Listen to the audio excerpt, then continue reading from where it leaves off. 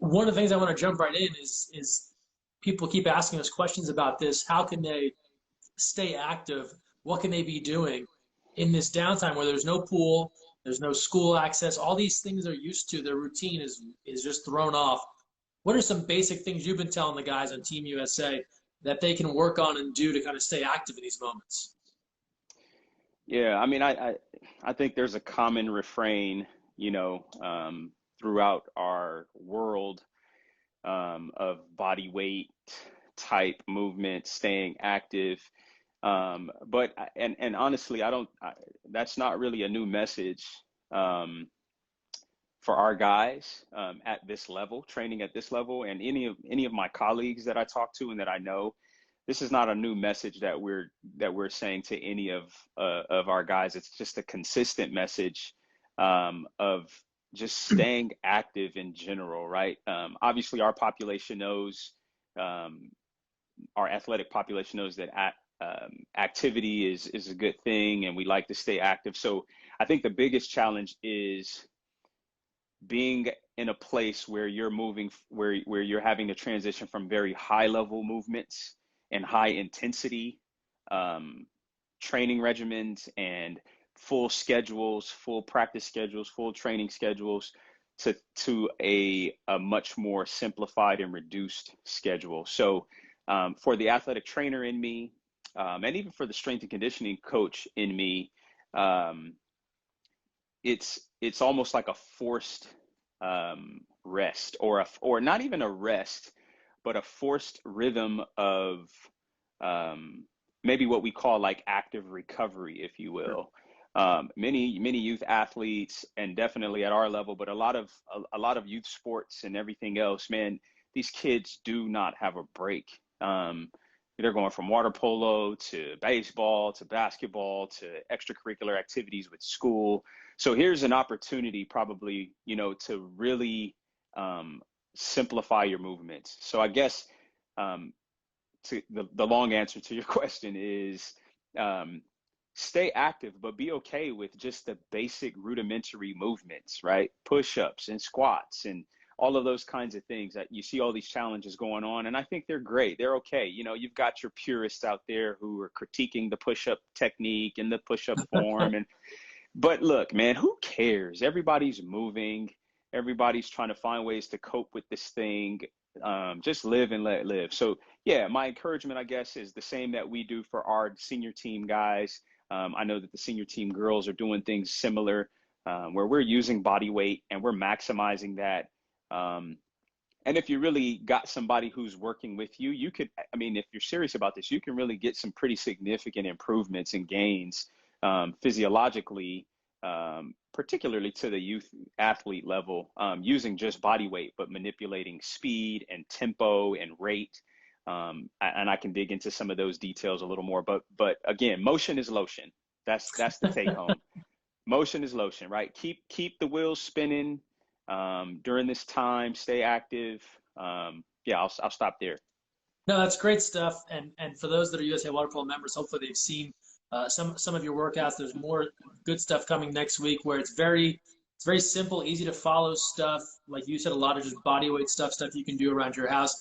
I do want to get into some of those specifics as we're getting some good questions about that. But another part of that is motivation, and I think a lot of the athletes that have checked in with us over the last couple of weeks, with that routine broken, without their teammates around, with the schedules and school and everything out of whack, it's been hard to find that motivation.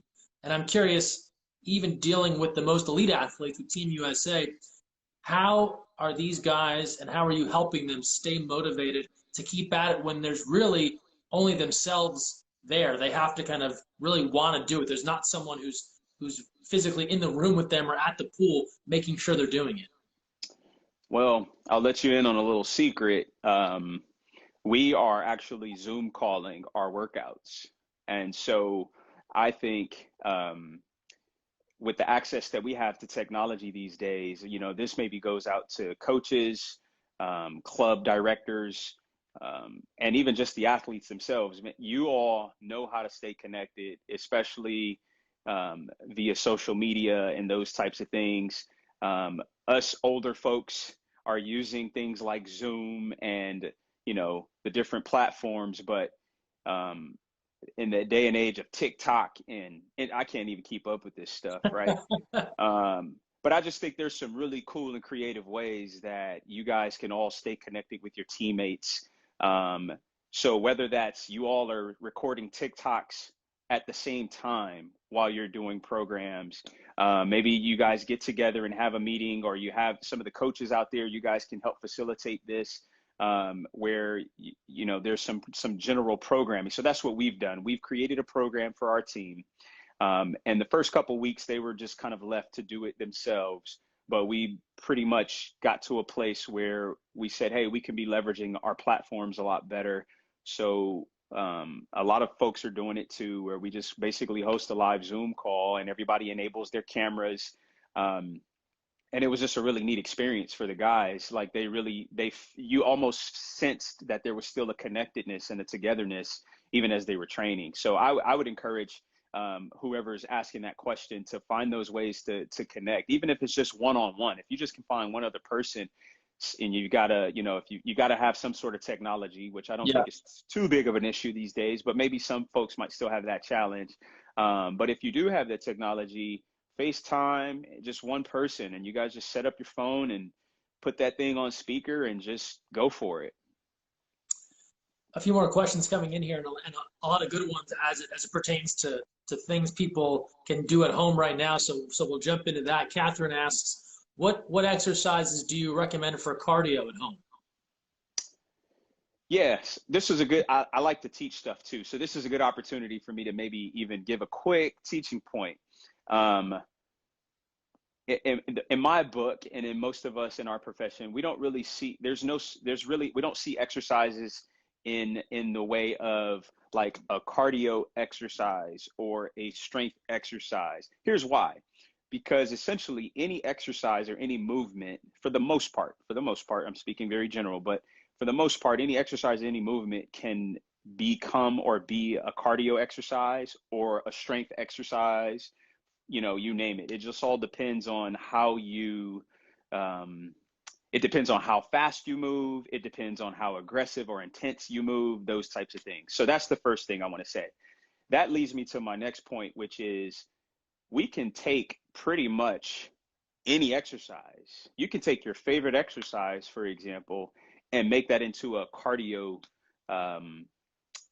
exercise. So, you know, anything from jumping jacks to high knees, those are some of your more basic things, burpees, anything that gets your entire body going, where your entire body is moving. It's like a full body movement. And it's intense enough, and you do it for a long enough period of time to get your heart rate up and keep it up. That could be considered cardio, right? So maybe one quick little Olympic tip. I know I kind of started the Olympic tips in the videos, but maybe a quick Olympic tip as far as it relates to cardio with the movements. If you're going to do something that's really, really high intensity, be okay with breaking it up into like little spurts, like intervals, if you will. If you just want to do something constant, then you want to make sure that your intensity is not so high to where it fatigues you to the point where you have to stop. So you kind of take your pick where you want to land on that spectrum. On a scale of 1 to 10, if 10 is the most aggressive and intense exercise you can do, if you want to do something where it's nonstop, whatever exercise you decide to do, whether it's squats or lunges or jumping jacks or high knees, do it at a speed that would cause you to say, oh man, that's about a 6 or a 7 on the scale. And that turns it into a cardio exercise. I mean, that's a quick and dirty Sure. look at it. Great question here from Ohio Squirrels. Water polo players are always concerned with leg strength. It's one of those things that as far as the egg beater goes, it's hard to replicate if you're not in the water doing it. And Ohio Squirrels asks, that's something that they're hearing from their athletes. They feel like leg strength is the first to go. Tips on things they can do to maintain their legs even outside the pool. Yep. So again, we don't have to overcomplicate this thing. Body weight squats, lateral lunges, split squats. So there's a bunch of different variations. If you have a curb outside. I know even some places don't even have curbs, right? So I don't want to pigeonhole anyone, but if you have a curb or if you have steps, if you have a porch, you can use those steps to step on and off of. So you can start at the lower level and step onto the higher level, or you can start on the higher level, stepping down to the lower level. You can reverse, right? You can change your angle. You can go up sideways, laterally. Again, all those variations, right? So you can go up laterally, starting on the lower level, up to the higher level, and then starting on the higher level, going back to the lower level. Those are some things that, in ways that you can modify, like your intensity for leg strength. You can incorporate jumps, which is like your power and explosiveness, different variations of jumps. Some of those were on those videos, so you can kind of go back and reference that if you need to. We did like scissor jumps and broad jumps to vertical jumps, I think, were some of the more explosive moves that we've done thus far. Let me think what else. Here's the more important part. It's not so much all the different exercises you can do. Take one or two exercises. Take the squat, for example, or the lateral lunge. And what you need to do, here's the Olympic tip. You modify the speed at which you do it. So here's an example. You take a squat, give yourself 6 seconds to get down into the squat to your bottom, and then pop back up. So you can't get to the bottom of your squat any sooner than 6 seconds. So now you're modifying what we call tempo, and that creates more time under tension for your muscles, which hopefully and ideally gives you the same physiological response as if you were under a loaded bar or under a higher stress, like from resistance that you get from the water or, things like that. And then just play around with it. Again, use any movement that you can come up with. It doesn't have to be this perfect form. Any movement that you can come up with that you can do it and it's not painful and it's normal for you, do that movement on land if you can. You can be laying down, you can be standing up, you can be kneeling. Try all of these different movements and explore, but just modify the speed. Do it very slow and controlled, and you'll see that it'll make a big difference. We're talking with Chris Bates, athletic trainer for the USA men's national team, strength coach, so knowledgeable in this area. A lot of what you're talking about, I'm sure people are thinking, well, this is what applies to the elite athlete or the higher level athlete. I know you've talked about you can adjust tempo, rhythm, pace to scale it up or down depending on your abilities. I'm curious about the younger athletes. So the 14 and under, the 12 and under, the 10 and under, parents that want to keep their kids active, but maybe they can't do all those sorts of workouts. What are some things for those age group players that they can do to stay active that maybe isn't at the same intensity, or maybe it's the same thing you've been saying, just at different paces and intervals? I'm smiling because it's definitely the same. That's the beauty of it. So, and here's why. The picture that just came to my mind is, I've got 3 kids. When my kids were younger, or I've got nephews, and they're, one's under 1 right now, and they squat. And their squat technique is some of the best technique, right? A lot of folks in our field will tell you, man, you want to see a perfect squat technique, just look at how babies get down and up and look how they crawl and move. So this stuff that I'm saying, fortunately, it's for everyone, right? So it's just using your body weight, right? I know one of the biggest detractors or even discouragement that a lot of young athletes can go through is they get on YouTube and they see, or the commercials or whatever, and they see these high level athletes doing box jumps and doing all of these crazy things with parachutes and all of the trinkets and the different tools and equipment, which, those things can be good, but the truth of the matter is there's no magic in any of those things. The 2 things that the youth athlete out there needs to hear, and parents, you can take this and pass it on to them. If it helps you at all, you can tell them the men's senior team sports medicine manager told you this. Maybe that doesn't carry any weight, but the reality is the 2 variables that will impact their improvement and their performance is attitude and effort. So if these kids take a squat, for example, and they have the right attitude about it, and they give good effort with the squat, for example, a bodyweight squat, they're going to see benefits from it. And now, granted, there's a little more to it, right? So you might want to try to tap into, there's a lot of material and resources out there. I mean, and I think for the USA water polo community, you can look just no further than those videos that we've produced. You can definitely go beyond that as well to credible sources, but we have an abundance of access to different things that you can do, but you don't have to look much further than your body weight, just very simple movements. The 12-year-old, the 14-year-old under teams and players can do the same, everything that I've mentioned, you know? We've talked with a few other folks, whether it's people in your position, more the mental skills sort of thing, that sort of stuff, and everyone speaks about this idea of being ready to return to play, and there being an anxiety about when the games start again, can you be ready? And of course, everyone is in the same boat, not being able to play. But I'm curious, from your standpoint, from a physical standpoint, any messages, things you're sharing with Team USA as far as making sure they feel like they're ready when it's go time again?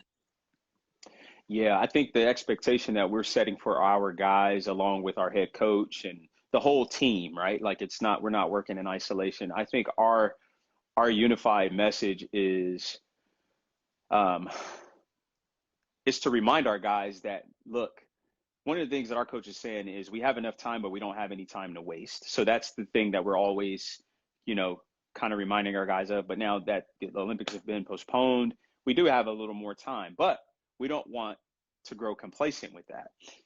The point is, the expectation we're setting for our guys is that, listen, do what you need to do now. And when we return, there's also this expectation that we will progress back into things. So there's not this, you know, maybe it's a myth that, you know, the high level teams are going to just hop right back into it and get right after it, right? I think that would be the sign of a more mediocre or a novice team for sure, because what they're not taking into consideration is the fact that, hey, you have not been able to swim as often as you have been. You have not been able to practice and play as often as you have been. So it would be a very irresponsible thing, to say the least, in my opinion. So for all the coaches or directors out there, I'm not telling you how to run your programs or your clubs, but physiologically, it would be just like saying, hey, we had the whole summer off and now we're coming back and we're running two-a-days and we're having these expectations of the team that we have these expectations as if they have been practicing for the last 3 months. So I think for the players out there, for the parents out there, for the clubs out there, as you've already mentioned, Greg, everybody's in the same boat, right? Everybody's, you know, most people at least. So just folks, stay in your lane, run your lane, do what you need to do. And then when we get back to things, you know, we don't have to worry about like, oh, we got to pick up right where we left off. I think that's just you're setting yourself up for a huge disappointment, or you're setting yourself up for a lot of injuries on your team, because then you're kind of coming in and hitting it hard and you're just going to wear your athletes out, and then you're going to lose them out in the long run. So We're talking with Chris Bates here from USA Men's National Team. Get a few more questions here for Chris, and we appreciate you taking the time. Catherine comes back with another good one here. Just in general, how do you strengthen your rotator cuff? That's a good question. So the internal external rotation exercises, I mean, I can kind of demonstrate that one because it's right here, right? So using your band, all your band work, you know, you can have it right by your side, going in and out and up. Listen, guys, all the truths remain. So I kind of feel silly. I feel like I'm not being very helpful because I'm saying things that I think many of us already know, but maybe it's just worth repeating. Sure. These things don't change, right? So great exercises for your rotator cuff or your sits muscles are all of your internal, external things. Here's maybe something that not a whole lot of people know, because I see on a pull deck, most people know that they're at 90 here or right by their side, but you can start working all the angles. So you can even try it up here, right? So you can do internal, external rotation from all the different angles that you're able to put your arm in. That's pain-free and that feels good to you. Excellent. Good advice there. You know, again, I know you feel like you're just saying the basics, but I think a lot of people don't know this stuff, or they forgot it, or they heard it once upon a time and didn't remember it. So it's good to repeat. We go back to the questions here. Jake asked a question. This is something we're all thinking about, obviously, right? COVID-19, unable to be around each other, unable to play and train. The guys that you work with, Team USA, just from a mental standpoint, there has to be a bit of an adjustment. You went from having this schedule and this goal, the Olympics, just a few months away. What's the process been of kind of not resetting the goal because it's still the Olympics, but I guess adjusting the routine and the calendar? I mean, first and foremost, it's been a collective effort, right? So it's definitely nonstop meeting with the captain of the ship taking at the helm, right, kind of leading us. So we all kind of look to our head coach to help us navigate and for him to set the trajectory for the rest of us to then get our orders and figure out what the different roles that we need to play based on our positions. But really, as I've alluded to earlier, I think the biggest change for us has simply been we have more time. You know, it's given us more time. I mean, it comes with its different challenges that we don't have to go into too many details with, but, you know, we do, you know, there's some sacrifices that have been made and that we have to all consider those things, right? So taking all of that into consideration, you know, in many ways, we go back to the drawing board and say, hey, what does it look like to add? You know, here's the biggest thing for us, as well as other national governing bodies or teams. We have been programming, the coaches have been, you know, creating practice plans. The strength and conditioning coach has been working with us. We have a strength and conditioning coach who works closely with me as the athletic trainer. We kind of tag team. But we program to where we peak, where we are hoping to get the best physiological responses, where our athletes are performing at some of their highest right around the date of the Olympics and during that window. So really what's changed for us is we've just moved the goal post back a little farther. We've moved the marker back. So initially the mental thing, you know, it's just like anything, right? When you're in a race or when you're going to a destination and you feel like you're at the home stretch, you kind of start going a little harder, a little faster. You kind of start getting into it a little more. And then if all of a sudden you're just like, oh man, we actually got about another 100 miles to go. So there's that initial like, really? So really, I think it's just reconnecting, reminding us of, hey, we still want to get to this destination. It's still there. We're going to get there. We actually have more time to do it. We can slow down a little bit. We can fine tune. We can pull off the road if we need to, take a rest.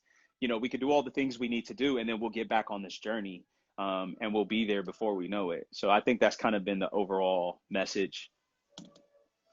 And that reminds me, only once in my life did I run a marathon, and near the very end, I miscounted the laps and thought I had 1 mile to go. And let me tell you, the stomach punch it was when you realize there's really 2 miles left instead of one. It could really bring you to tears. So that was one very small example. But if you stretch it out over a couple of months and you think you're close to something and then you're not, it is certainly an adjustment. And Jace comes in with a question that kind of piggybacks off of that. You know, I know you've worked with athletes at different levels, but you have Team USA. They're just postponed a year, but you have some college athletes where this is it. They were seniors. There's not another chance to play, or high school seniors. They're losing their spring season. I ask because you're a typically positive guy, but a message to those folks and the ones that are coping with something just kind of taken away from them at the last minute. Well, first off, man, my heart goes out to you guys. You know, before I even answer that, I'll say this last piece too about the last thing we mentioned. One of the things that we're being honest with our guys about is just the grief. It's okay to grieve. You know, it's okay to say, man, this sucks. You know, maybe shed some tears about it. Whatever you have to do to acknowledge that thing, that's a normal process. And all of the, you know, the different sports psychologists that are working with USA Water Polo, that are working with Team USA, you know, with the United States Olympic Paralympic Committee, you know, the grieving process is a normal part of this.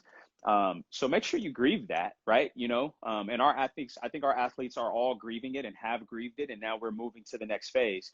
But then specifically to those athletes who, you know, have lost their senior years, whether it be at high school or college, the first step is to actually grieve it, you know, and before I give you anything that try to pick you up, I just want to start by saying, man, I have thought through that, for our guys, for other people, and just like, man, this is that's challenging.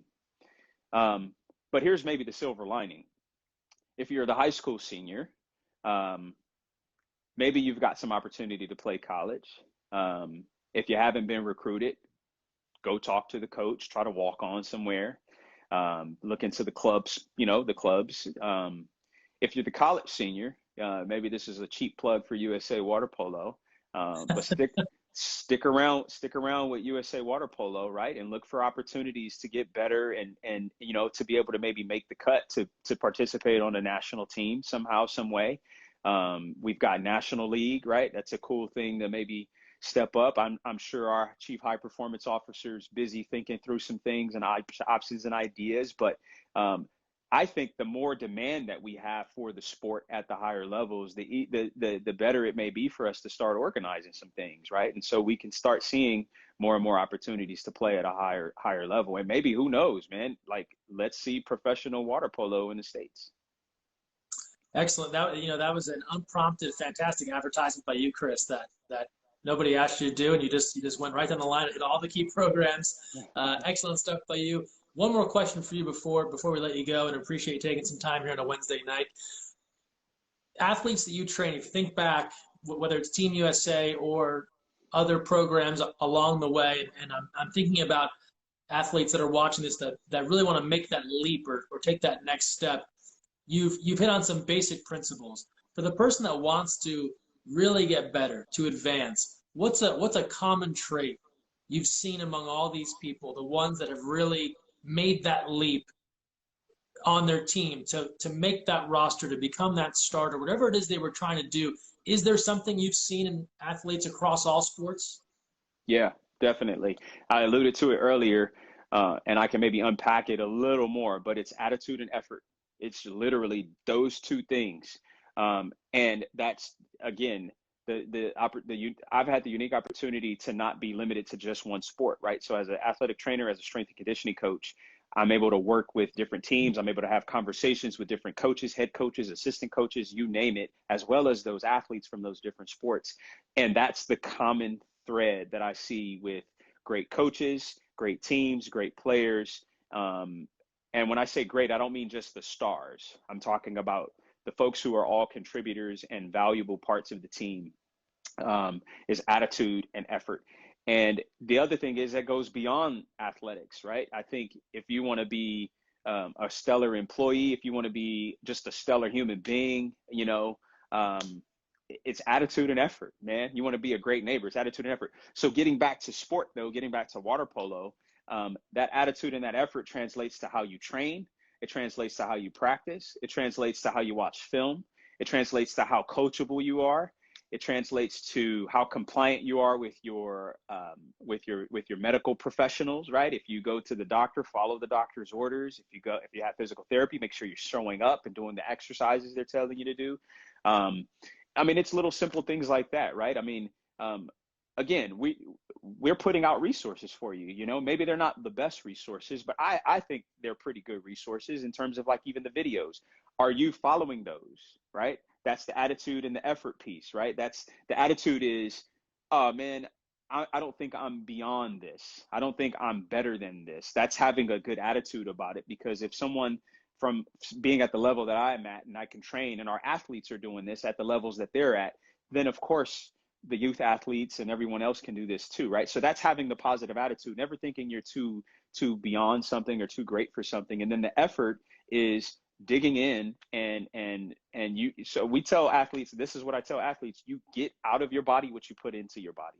So if you put in, from nutrition to actual effort, if you put in good effort with your training regimens, I don't care how basic they are, you're going to get out of it good strength, high levels of performance, you name it. So attitude and effort, I think, will go a long way for you no matter what. I take two things from this: motion is lotion, and attitude and effort. So, Chris, this was excellent stuff. As usual, you really take some stuff and make it, I think, very easy for all of us to digest, even those of us not training at an Olympic level. So I appreciate you taking the time, and we're looking forward to seeing more of your at-home workouts next week. Sweet. Thanks for the time, Greg.